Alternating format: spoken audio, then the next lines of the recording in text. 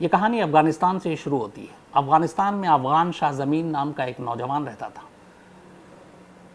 अफ़गान के हालात ठीक नहीं थे, वो पढ़ा लिखा था, सारे काम धंधे बंद थे, तो वो एक शरणार्थी के तौर पर पाकिस्तान की सरहद से जो अफ़गानिस्तान की सीमा लगती है वहाँ से वो पाकिस्तान में दाखिल हो जाता है और पाकिस्तान में ही वो बाज़ौर ज़िले में रहना शुरू कर देता है। पाकिस्तानी हुकूमत भी उस वक्त अफ़गानी शरणार्थी को अपने यहाँ जगह देती थी, तो उसमें कोई इशू था नहीं। अफ़गान शाह ज़मीन अब बाज़ौर में रहता है, छोटी मोटी नौकरी करता है। इसी दौरान उसकी मुलाकात होती है यास्मीन नाम की एक लड़की से। थोड़े दिनों में दोनों में मोहब्बत हो जाती है। इसके बाद दोनों की शादी हो जाती है घर वालों की रजामंदी से। अब दोनों बेहद खुश थे। कुछ वक्त के बाद इनकी एक बेटी होती है। इस दौरान रोज़गार की तलाश में अब अफ़गान शाह बाज़ौर से निकलकर पेशावर पहुंच जाता है। पेशावर में वो अपना छोटा मोटा काम करता है। जब जब छुट्टी मिलती है वो वापस बाज़ौर अपनी बीवी और बेटी के पास आता।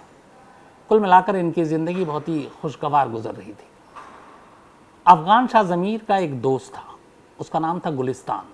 ये भी बाज़ौर का रहने वाला था और पेशावर में काम करता था। अफ़गान शाह और गुलिस्तान दोनों बहुत ही जिगरी दोस्त थे। अफ़गान शाह जो भी कमाता था उसने बैंक में कोई अकाउंट नहीं खोल रखा था। शायद उसकी वजह बहुत सारी होगी, शरणार्थी था, पाकिस्तान बैंक में अकाउंट खोलना ना खोलना। तो वो जो सेविंग करता था वो सारे पैसे गुलिस्तान को दे देता था, क्योंकि गुलिस्तान पाकिस्तानी था और बाज़ौर में था, दोनों दोस्त थे। और वो उससे कहता था कि ये पैसे तुम जमा करो, जब मुझे ज़रूरत होगी तो मैं ले लूँगा। बेटी बड़ी होगी, स्कूल में दाखिला है, बाकी चीज़ें हैं, कल को बीमारी है, दवा है। तो धीरे धीरे अफ़गान शाह अपनी जमा पूंजी गुलिस्तान को देता रहा। वक्त बीतता गया। 2018 की तारीख आ गई, साल 2018 में अचानक जब अफ़गान शाह बाज़ौर पहुंचा तो उसने अपने दोस्त गुलिस्तान से कहा कि जो पैसे मैंने तुम्हारे पास रखवाए वो मुझे दे दो, कुछ ज़रूरत है, कुछ घर का काम है, कुछ तबीयत भी ठीक नहीं है, डॉक्टर को भी दिखाना है।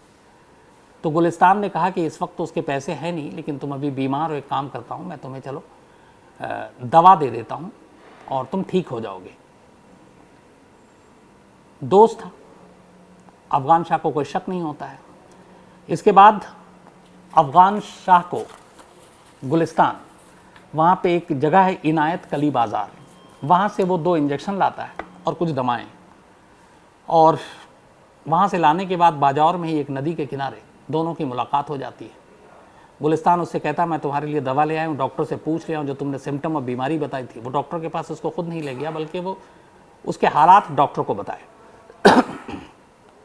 उसने कहा डॉक्टर ने ये इंजेक्शन दिया और दवा दिया, तुम 2 दिन में ठीक हो जाओगे। और नदी किनारे उसने कहा कि ये काम करो, पहला इंजेक्शन तो तुम अभी ले लो। और बोला कि मुझे मालूम है इंजेक्शन कैसे देते हैं, क्योंकि उस वक्त वहाँ पे बहुत सारी ऐसी चीज़ें थी जिसमें आम लोग भी इंजेक्शन देना और ये सारी, जहाँ पे जंग जैसे या फिर तालिबान का भी पाकिस्तान में काफ़ी ज़ोर रहा। तो अफ़गान शाह को लगा कि उसका दोस्त है, कोई बात नहीं। उसने एक इंजेक्शन अपने हाथ से गुलिस्तान ने अफ़गान शाह को लगा दिया और दवा दी। बोला कि अब जाओ घर जाकर आराम करो, रात को दवा खा लेना, अगला इंजेक्शन कल लगवा लेना, या तो मैं ही आ जाऊंगा। अफ़गान शाह घर पहुंच जाता है अपनी बीवी और बेटी के पास, लेकिन घर पहुंचने के अगले 1-2 घंटे के अंदर ही उसकी हालत और बिगड़ जाती है। थोड़ी देर में वो बेहोश हो जाता है। यास्मीन घबराई, कुछ पड़ोसियों की मदद से अफ़गान शाह को, अपने शौहर को अस्पताल ले जाती है नज़दीक के। जब वो अस्पताल जाती है तो डॉक्टर उसको मुर्दा करार देते हैं। बात आई गई हो गई, सभी ने कहा कि वो बीमार था, इसी की वजह से शायद मौत हो गई। मौत की खबर सुनकर सभी उसके जानने वाले आते हैं, उसमें गुलिस्तान भी था। इसके बाद उसकी तदफीन की जाती है, दफना दिया जाता है। पोस्टमार्टम नहीं होता, न डॉक्टर मौत की वजह बताता है, इसलिए कि पोस्टमार्टम हुआ नहीं। लेकिन यास्मीन को अपने तरीके से अब पता करना था कि ये मामला है क्या। अच्छा, इत्तेफाक से जिस इलाके में ये लोग रहते तो उस वक्त वहाँ कोई पुलिस स्टेशन नहीं था आसपास में, और जहाँ रिपोर्ट लिखाएं तो पुलिस के पास भी नहीं जा पाए लोग, क्योंकि अब इतनी दूर कौन जाएगा। फिर घर वालों पड़ोसियों ने कहा कि एक बीमारी से आम मौत है। लेकिन यास्मीन को ये बात हजम नहीं हुई। उसे लगा कि ये मामला गड़बड़ है और ये कत्ल है। अब यास्मीन ने एक जासूस और एक पुलिस अफसर के तौर पर खुद ही इस पूरे मामले की तफ्तीश शुरू की। वो पता लगाना चाहती थी कि उसके शौहर की मौत की असली वजह क्या है।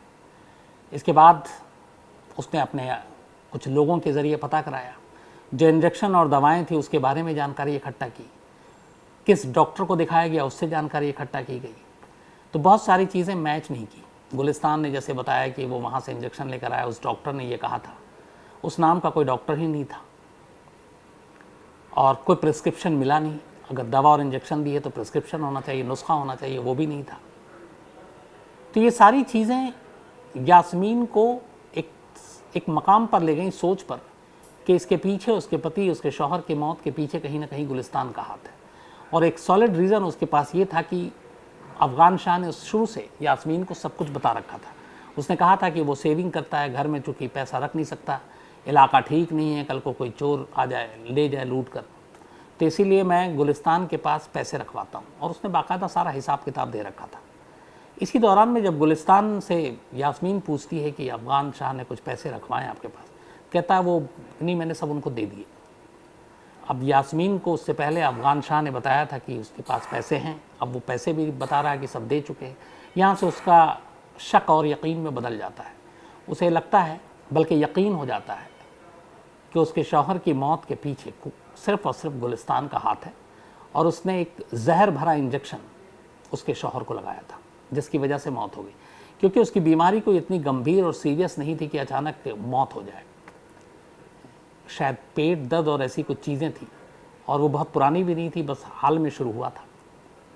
तो उसे लगा कि बिना डॉक्टर को दिखाए हुए, बिना प्रिस्क्रिप्शन के, बिना कंपाउंडर के खुद उसने इंजेक्शन लगा दिया एक, और दूसरा इंजेक्शन दे दिया कि ये अपने आप लगा लेना। हालांकि उस दूसरे इंजेक्शन में ऐसा कुछ नहीं था, वो नॉर्मल इंजेक्शन था, पेन किलर टाइप का।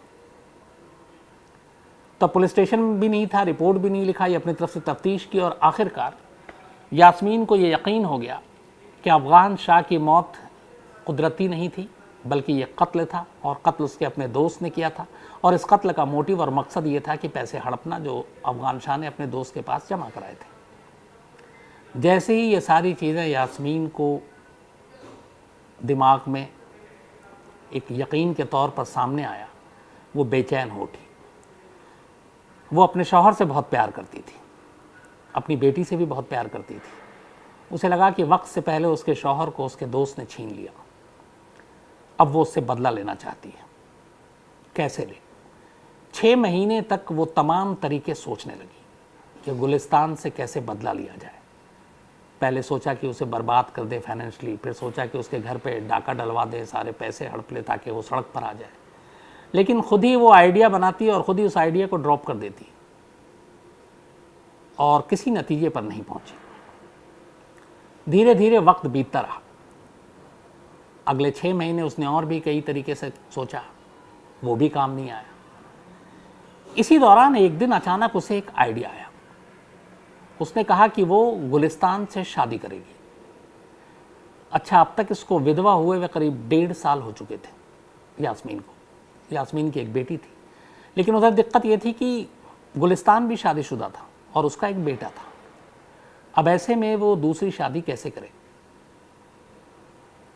यास्मीन ने किसी तरह से कुछ पैगाम, मैसेज भिजवाया गुलिस्तान तक कि तुम्हारा दोस्त था अफ़गान शाह, और अब मैं अकेली हूँ, बेवा हूँ, ज़िंदगी पूरी सामने पड़ी है, एक बेटी है, तो अगर तुम मुझसे शादी कर लो तो मेरी बेटी का भी जो मुस्तकबिल है, भविष्य है, वो महफूज रहेगा। लेकिन गुलिस्तान तैयार नहीं हुआ। उसने कहा कि देखो, मैंने कभी तुम्हें इस नज़र से देखा नहीं, और दूसरी बात यह कि मेरी ऑलरेडी एक बेटा है और बीवी है। तो ये बात चलती रही, मैसेज भिजवाती रही यास्मीन, गुलिस्तान इनकार करता रहा। धीरे धीरे वक्त और बीतता गया। अब 2021 आ गया, लगभग 2.5 साल हो गए अफ़गान शाह की मौत को। यास्मीन बेचैन थी कि कैसे बदला लें, मौका मिल नहीं रहा है, और शादी से भी इनकार कर रहा है। फिर यास्मीन ने एक चाल चली।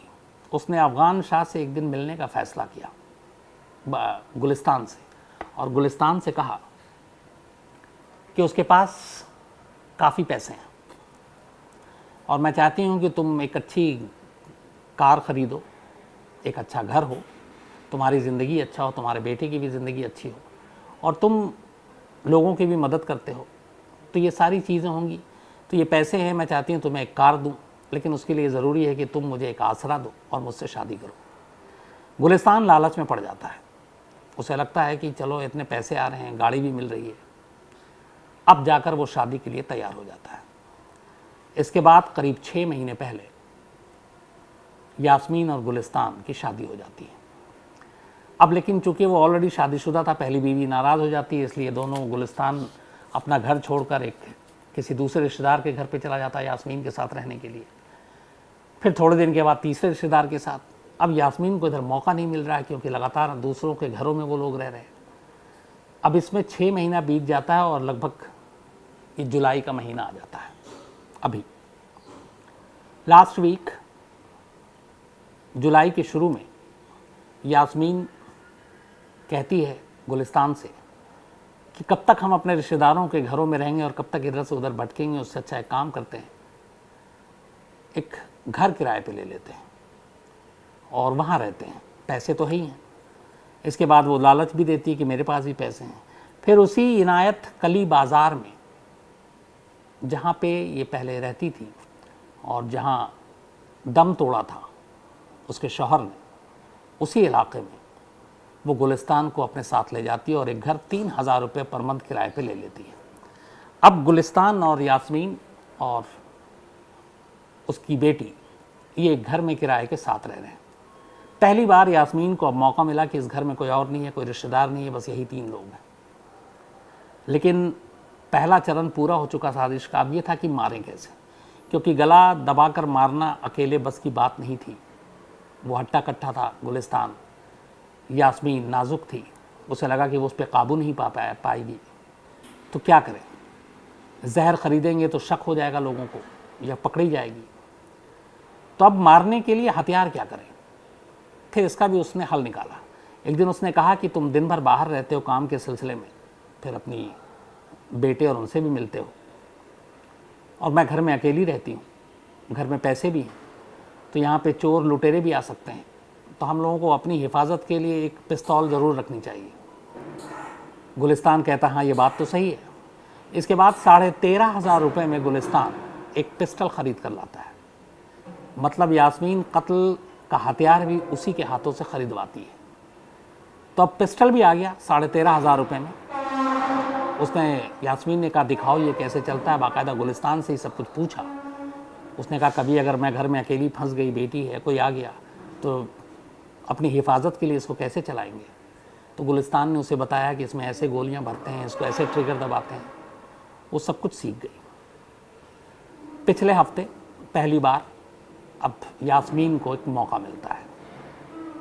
उसने तय कर लिया था कि आज की रात ही वो गुलिस्तान से अपना इंतकाम लेगी, अपने शौहर के मौत का बदला लेगी। वो रात को जागी रहती है, गुलिस्तान सो जाता है। रात करीब 1 बजे वो उठती है बिस्तर से, दूसरे कमरे में जाती है जहाँ एक संदूक में वो पिस्टल रखा था। वो पिस्टल निकालती है, गोली भरती है, वापस कमरे में आती है, नींद में बेसुध गुलिस्तान की तरफ देखती है और ट्रिगर दबा देती है, लेकिन गोली नहीं चलती। वो 2-3 बार लगातार बेतहाशा पागल की तरह ट्रिगर दबा रही है, गोली चल नहीं रही है। अब वो घबरा जाती है, परेशान हो जाती है। इसके बाद वो वापस दूसरे कमरे में जाती है, फिर देखती है कि इसमें दिक्कत क्या है। फिर वो चैम्बर खोलती है, गोली चेक करती है, दोबारा गोली डालती है, फिर से वापस कमरे में आती है। अब भी गुलिस्तान सो रहा है बेसुध। इसके बाद वो बिल्कुल उसके करीब जाती है, सिरहाने जाती है और उसके सर के बिल्कुल पास पिस्टल की नाल रखकर ट्रिगर दबा देती है। इस बार गोली चल जाती है। पहली ही गोली में गुलिस्तान का काम हो चुका था, लेकिन यास्मीन नहीं रुकती। इसके बाद वो दूसरी गोली चलाती है उसके सीने पर। गुलिस्तान दम तोड़ देता है। यास्मीन उसे देखती है, उसकी नफ्स टटोलती है, दूसरे कमरे में वापस जाती है, संदूक में वापस पिस्टल रखती है, बाकी की गोलियां बाहर निकालती है और उसी बिस्तर पर आकर बैठ जाती है। ये सब कुछ हुआ था रात करीब 1 से 1:30 के दरमियान, और 1 से 1:30 के दरमियान उसी बिस्तर पर बैठकर वो लगातार अब अपने उस शौहर को देख रही है जिससे सिर्फ अपने पहले शौहर के कत्ल का बदला लेने के लिए उसने शादी की थी और 3 साल इंतज़ार किया था। और इस 3 साल के इंतज़ार के बाद आखिरकार उसका इंतकाम पूरा हुआ था। वो पूरी रात बिस्तर पर बैठी रही और इसके बाद सुबह जैसे ही सूरज की किरणें आई, वो दरवाज़ा खोलती और चीखती है कि मेरे शौहर को किसी चोर डाकू ने गोली मार दी। पड़ोसी उसकी आवाज़ सुनते हैं, पड़ोसी घर के अंदर आते हैं। इसके बाद देखते हैं खून से लथपथ लाश पड़ी हुई है गुलिस्तान की। पुलिस को फ़ोन किया जाता है। 3 साल पहले जब अफ़गान शाह की मौत हुई थी तब उस इलाके में कोई पुलिस स्टेशन नहीं था, लेकिन 3 साल के अंदर वहाँ एक नया पुलिस स्टेशन खुल चुका था। खबर सुनकर पुलिस की टीम वहाँ पहुँचती है। उस वक्त वहाँ इंस्पेक्टर थे इनायत अली, वो आते हैं, सारी तफ्तीश होती है, लेकिन उन्हें शक होता है क्योंकि अड़ोस पड़ोस के कुछ लोग देर रात तक जागे हुए थे, उन्होंने किसी को आते देखा ना जाते देखा। फिर भी वो तफ्तीश जारी रखते हैं। 2-4 दिन बीत जाता है। इस दौरान में पुलिस को पुरानी कहानी भी पता चलती है कि कैसे यास्मीन की शादी हुई थी अफ़गान शाह से, कैसे उसकी मौत हुई। पड़ोसियों से ये भी पता चला कि यास्मीन हमेशा अपने पति, अपने शौहर की मौत के लिए गुलिस्तान को ही जिम्मेदार मानती थी। तो पुलिस का माथा ठनका कि जिसे वो अपने शौहर का कातिल मानती थी, उससे उसने शादी क्यों की। इसके बाद धीरे धीरे छानबीन के बाद आखिरकार पुलिस को तलाशी में एक संदूक से वो पिस्टल मिली जिससे गोली चली थी। उस पिस्टल से चली गोली और जो खोखे बरामद हुए उसको टेस्ट के लिए भेजा गया। फॉरेंसिक रिपोर्ट आई, गोली मैच कर गया। इसका मतलब था कि गोली घर के अंदर ही चलाई और घर के अंदर से जो चलाने वाला था वो घर का ही था। अब पुलिस ने यास्मीन से सख्ती से पूछताछ की। बहुत ज़्यादा सख्ती करने की ज़रूरत ही नहीं पड़ी। यास्मीन ने एलानिया ये एक्सेप्ट किया कि हाँ, मैंने ही गुलिस्तान को मारा है क्योंकि मुझे अपने शौहर की मौत का बदला लेना था और अपने शौहर के कत्ल का बदला लेने के लिए ही मैंने गुलिस्तान से शादी की। 3 साल इसकी मौत का इंतज़ार किया। आज मेरा इंतज़ार और इंतकाम दोनों पूरा हुआ। इसके बाद यास्मीन को जेल भेज दिया गया। उस इलाके के आधे लोग यास्मीन को कातिल के तौर पर देखते हैं, बाजावर ज़िले में पाकिस्तान के। आधे लोग उसके साथ हमदर्दी रखते हैं कि इसने किस तरीके से 3 साल तक अपने दुश्मन से बदला लेने का इंतज़ार किया, उसके साथ शादी की, उसके साथ सोई, उसके साथ रही और फिर अपने हाथों से उसे मौत के घाट उतार दिया। तो ये थी कहानी सरहद पार पाकिस्तान से एक अजीब बदले की, जिसमें एक औरत सिर्फ इसलिए शादी करती है क्योंकि उसे अपने पति के कत्ल का बदला लेना था। तो आज कहानी में इतना ही।